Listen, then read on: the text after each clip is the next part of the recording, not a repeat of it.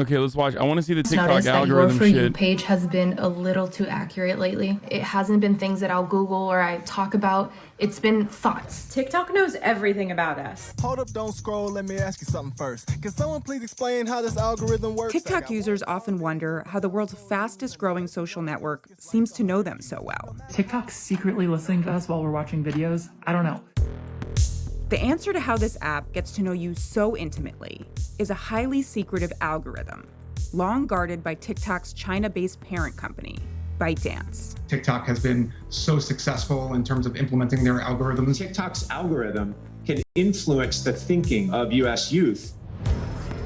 To understand how it knows users so well, the Wall Street Journal created over 100 automated TikTok accounts, or bots, that watched hundreds of thousands of videos on the app. We also spoke to current and former executives at the company. Officially, the company says that shares, likes, follows, and what you watch all play a role in what TikTok shows you. We found that TikTok only needs one of these to figure you out: how long you linger over a piece of content. Every second you hesitate or rewatch, the app is tracking you. I just want to quiet the noise. Through this one powerful signal, TikTok learns your most hidden interests and emotions. The most important fucking factor is the people's interest in clout. TikTok took the Facebook multi-billion-dollar model of just opening up the fucking content faucet. Many of you are too young to remember this, but I'm an old man, and I've been in the media for a long time now, and part of the reason why I'm right here where I'm at in my career is because of Facebook. Because back in the day, in, leading up to 2016, Facebook decided we're going to do videos on the platform, like around 2015, 2016. So what they did was they opened up the fucking faucet and basically started auto-serving videos to everyone. Your feed was all videos, full of videos. And people popped the fuck off.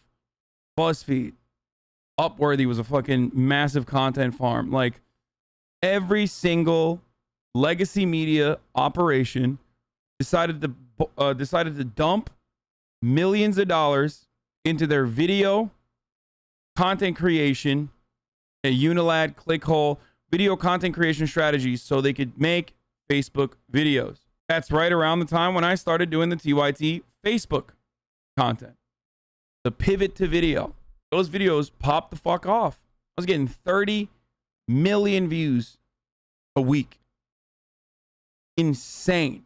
Facebook was certainly inflating the numbers, but they also had a fuckload of people watching. Okay. Facebook was definitely inflating the numbers, but so many people were watching. It was all over the place. And then they fucking shut the faucet off. And it literally destroyed, like, every one of my friends got fucking fired. They all lost their jobs. They all had to fucking leave. There's no more video teams for so many of these media companies.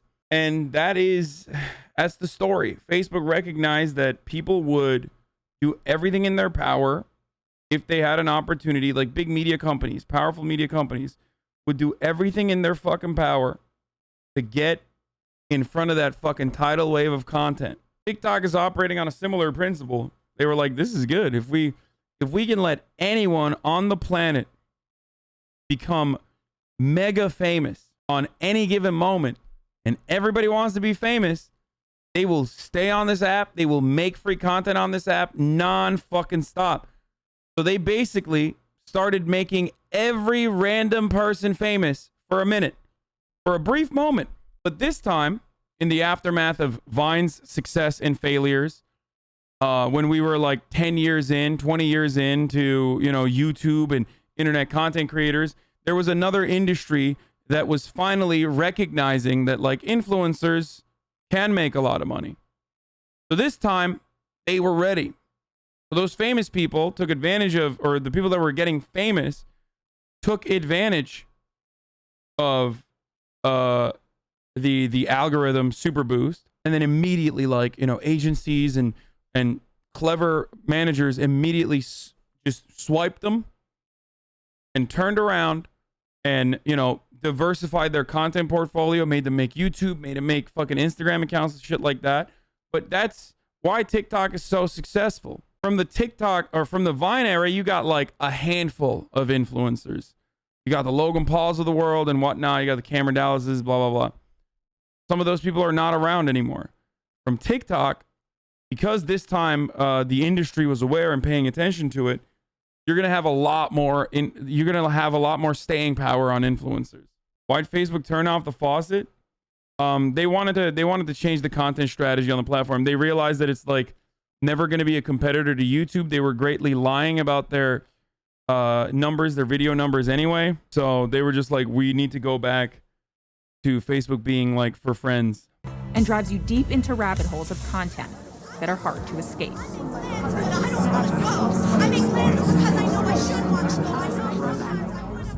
My happy guy. Oh, just a happy. The TikTok experience starts the same way for everyone. Open the app and you'll immediately see an endless string of videos in your For You feed. Take this new user, a 24-year-old from Henry County, Kentucky. TikTok starts by serving the account a selection of very popular videos vetted by app moderators. Is this person religious? Because I still have a purpose and you still hold a plan for my life. Do they want to participate in viral dances?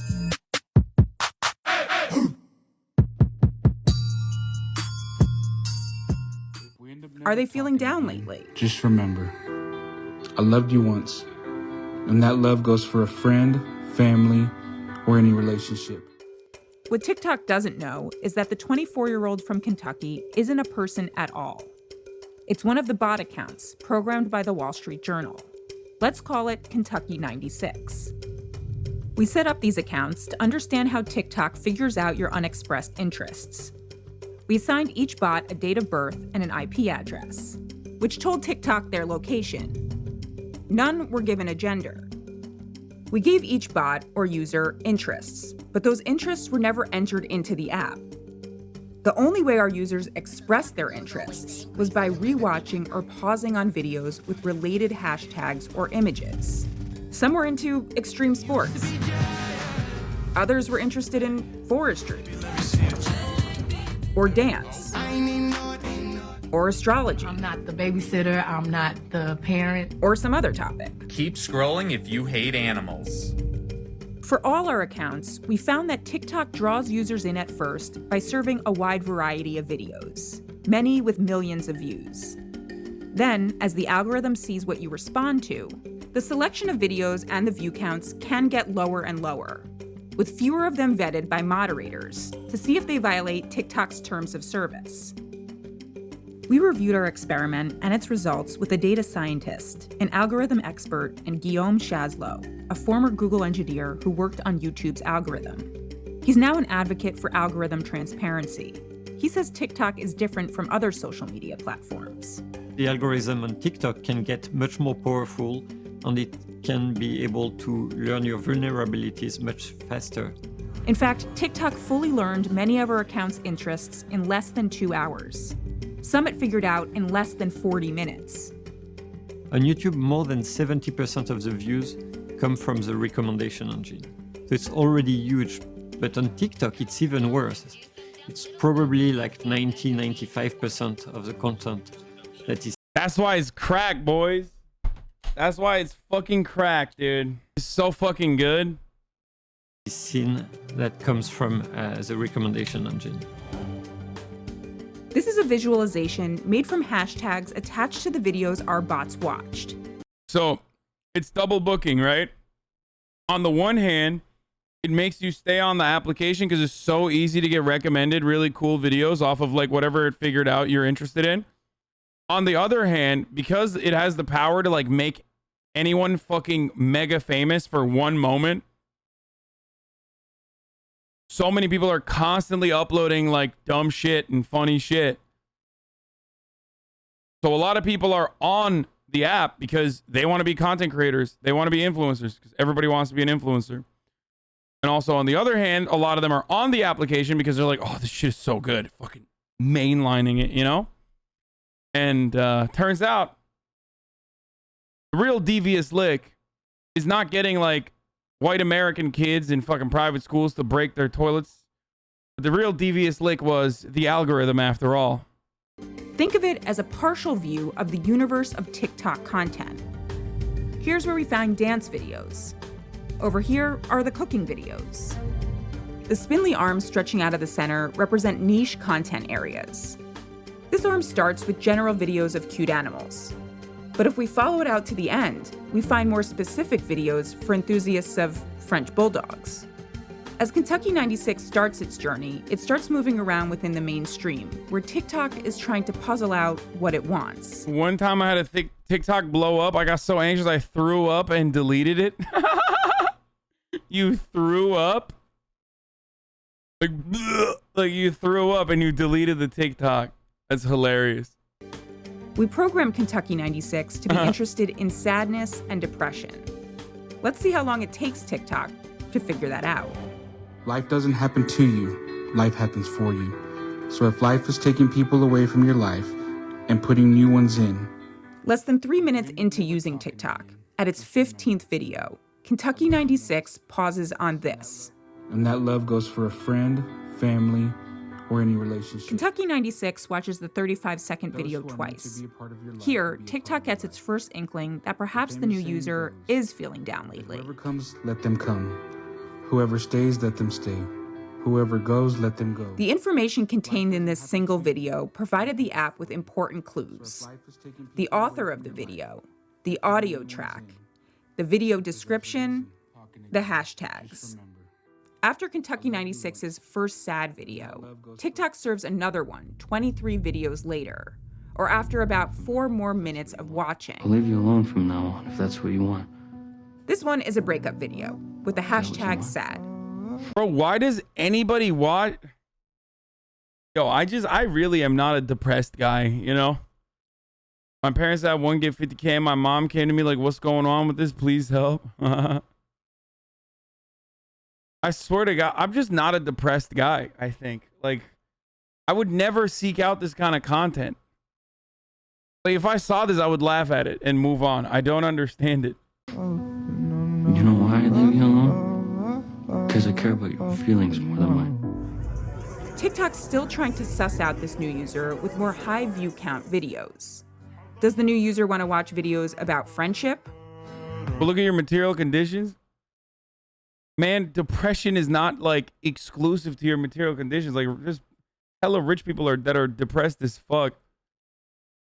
It's like, it's your brain, dude. It's, you know, shit going on up there. I also feel like there's depressed people that I don't understand. Like, do depressed people seek sad TikToks? I don't think so. Or to laugh at funny fail videos? Nobody's gonna know. They're gonna know. You're just a poser emo? Wait, what? Or do they like videos about home repairs?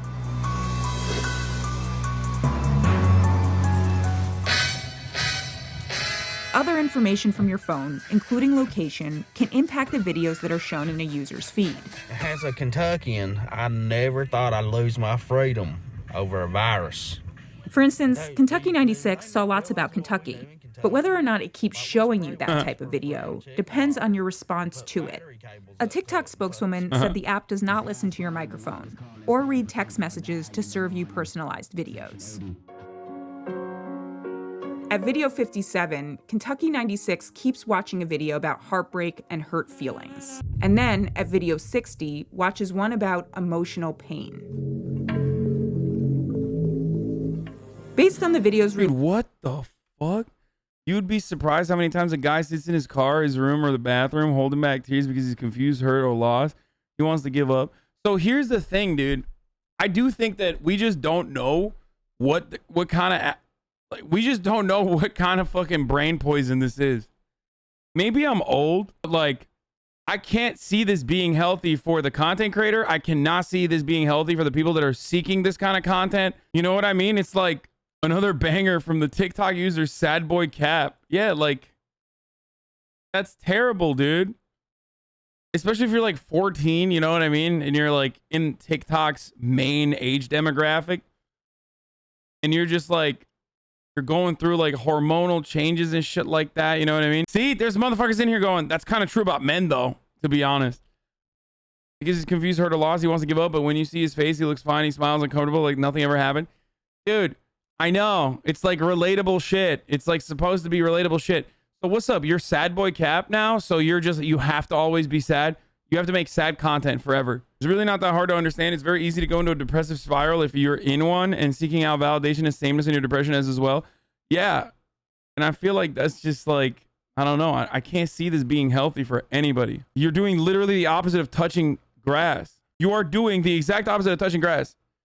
You're saying fuck touching grass. I'm gonna spiral deeper into my fucking negative feedback loop. No pain. Based on the videos rewatched so far, TikTok thinks that maybe this user wants to see more about love, breakups, and dating.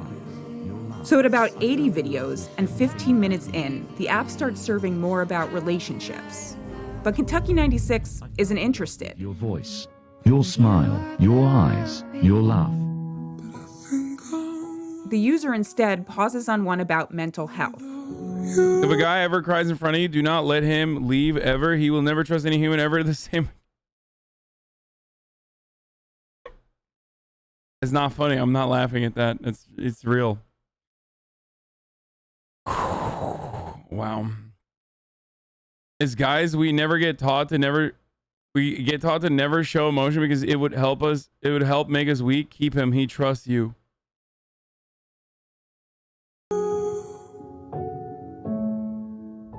Then quickly swipes past videos about missing an ex. I miss you, and I like having you around.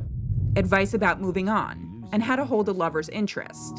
He spends more time on his phone when he's around you. Kentucky 96 lingers over this video containing the hashtag depression. Something's wrong with me. And these videos about suffering from anxiety. It's like a reward. After 224 videos into the bot's Kind of a chat thing to say touch grass in response to depression. Hey, dumbass.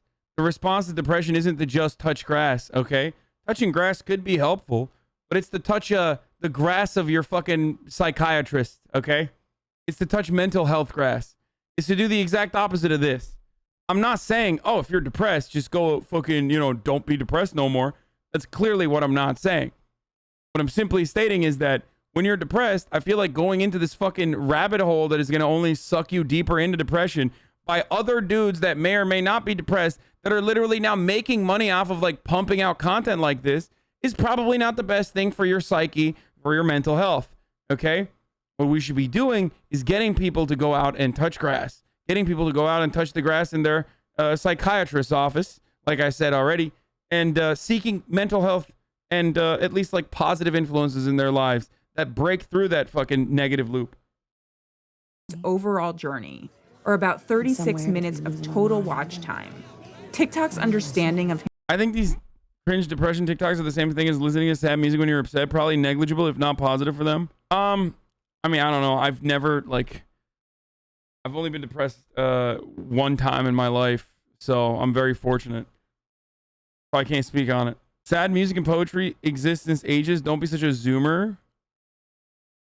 Wait, what? Seeing a doctor is a privilege. I know, man. I know. Fuck it then. I shouldn't recommend it. You're right. Being a doctor is a privilege. Therefore, I should not recommend it because that's like classist of me. I feel like listening to sad music and, sad poetry and stuff like that, people like recounting their experiences, that sort of stuff, I feel like is a little bit different than like people that are like literally fucking hammering like sad moments in your life. It's like another human that's directly telling you like Kentucky 96 takes shape. Videos about depression and mental health struggles outnumber those about relationships and breakups. From here on, Kentucky 96's feed is a deluge of depressive content. 93% of videos shown to the account are about sadness or depression. Bro, come on, bro. That shit is crazy. That's not good, dude. You can't tell me that's healthy, dude. People been looking at me. I'm just like, what you looking at?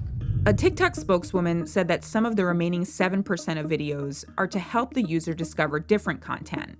But for Kentucky 96, such videos were few and far between. The majority of videos it was shown outside of its depressive rabbit hole were ads. A TikTok spokeswoman said that the simulated activity generated by the Wall Street Journal's bots is not representative of real user behavior because humans have a diverse set of interests. But even some of our accounts with diverse interests. My hot take is like I would just ban talking about mental health on the internet by unqualified people. Like, I'm so anti-freedom of speech when it comes to that stuff. I'm half kidding, but like, oh my God, dude. I feel like it is like created a system in which like there are people that are like faking dissociative diseases and or disorders and shit like that. Like it's giving you the thing you seek the most, which is like clout. Okay? It's really addictive. And then people are just like, oh, that must be me. Rabbit hole. We showed our data and many of the videos seen by Kentucky 96 to Shazlo. Oh, hit verified tweet Madlib? Yeah, this is the tweet that made me follow this motherfucker. Oh, they deleted the main tweet. What the fuck? I saw a TikTok about how normal thing in a childhood is a sign of word they just learned, and I can't stop thinking about it. I saw a TikTok about how playing dodgeball in childhood is a sign of what? Yeah, it's just like I saw a TikTok about how a man saying hi to a child is a sign of in childhood is a sign of fucking blah blah blah trauma, and I can't stop thinking about it. It's always like some fucking trauma. I've talked about this before. We've like hyper medicalized everything too. Like people don't just fucking lie. People don't just like lie anymore. Everybody's gaslighting. Like it's supposed to sound something different. Like it's supposed to mean something different. Everybody has post-traumatic stress disorder. Like they're not just like they don't just experience discomfort. They're not uncomfortable. They're literally fucking experiencing trauma in every moment. And it's so strange to me. Like I feel like I'm getting old. And I feel like maybe that's why I look at it differently. Maybe the next generation is just like, this is it. We're just absolutely going to see everything from like extreme terms. Being anxious doesn't mean you have anxiety. Being sad doesn't mean you have depression. Being a perfectionist doesn't mean you have OCD. Yes, I agree. OCD is like very rarely about that. You got to remember that some of these young kids learned to use the internet during COVID and there's no escape. Chronically online kids are fucking wild. I mean, I know I have some chronically online kids in here. I feel responsible for their behavior a little bit. And I try to like make sure that they're not turning into these like fucking annoying little nerds who can't shut the fuck up about like every little thing and then like lose their fucking minds over like every little minute thing. Like, what do I always talk about? That human beings are complex and we all have issues. Most importantly, we all have privileged blind spots, including the young fucking little 14-year-old Minecraft Twitter stands or whatever fucking standum that people are a part of. Anyway, let's keep going. What we see on TikTok is a bit the same that what we saw on YouTube. So basically the algorithm is detecting that this depressing content is useful to create engagement and pushes depressing content. So the algorithm is pushing people towards more and more extreme content so it can push them toward more and more watch time. TikTok also says it allows you to see less of something by selecting the not interested button. But Shazlo says that's not enough. The algorithm is able to find the piece of content that you're vulnerable to, that will make you click, that will make you watch. But it doesn't mean you really like it and that's the content that you enjoy the most. It's just the content that's the most likely to make you stay on the platform. Our bots only escaped rabbit holes when we changed their viewing interests. When we told one bot to stop watching videos about ADHD, the algorithm cut back on that content. Still, many of the journal's bots were rapidly pushed deep into rabbit holes. TikTok learned our bots' most far-flung interests, like astrology. But even bots with general mainstream interests got pushed to the margins as their recommendations got more personalized and narrow. Bots with an interest in sexual content wound up way out here, watching #KingTalk videos about sexual power dynamics. And our bot with a general interest in politics wound up being served videos about election conspiracies and QAnon. First order of business is impeach. I wonder how that happened, dude. That's crazy. Bro, I swear to God, like everyone on the right is just, they don't have a job, okay? I hate to say it, I hate to break it to you, but like literally every single person on the right just has never had a job. Okay? They just don't. They literally can't. They physically can't have a job while also polluting the airwaves with like user-generated content to the degree that they do. I refuse to believe it. Right-wingers have never had a job. Okay? No shot. These motherfuckers are everywhere. I don't know how they make their money. Like, I don't know what it is. Like, lefties have jobs at Megalol? No, I think they do. I think left-wingers have too much time. They're spending too much time working to make fucking TikToks. Biden and Kamala. Goes from the House to the Senate. You can tell me that guy has a job, dude? No shot. Bro, if they have jobs, how the fuck are they literally flying all around the country going to protest all day, every day? Like, how? What are they doing? Are they in MLMs, dude? Are they doing multi-level marketing schemes and shit? Like, how the fuck? They work at churches and that's a fact? Deep in the niche worlds of TikTok, users are more likely to encounter potentially harmful content that is less vetted by moderators and violates the app's terms of service. There's a lot of fun, silly, and life-affirming content on TikTok. But while TikTok can draw out what makes you laugh, it can also make you wallow in your darkest thoughts. Turning the pain from mental to physical work. Without ever needing to eavesdrop on you or collect any personal information about you. TikTok, on Facebook, on YouTube, we're interacting with algorithm in our everyday life more and more. We are training them and they're training us. So we have to study this so we understand it better and we don't let it go in directions that are harmful to society or to certain groups of people.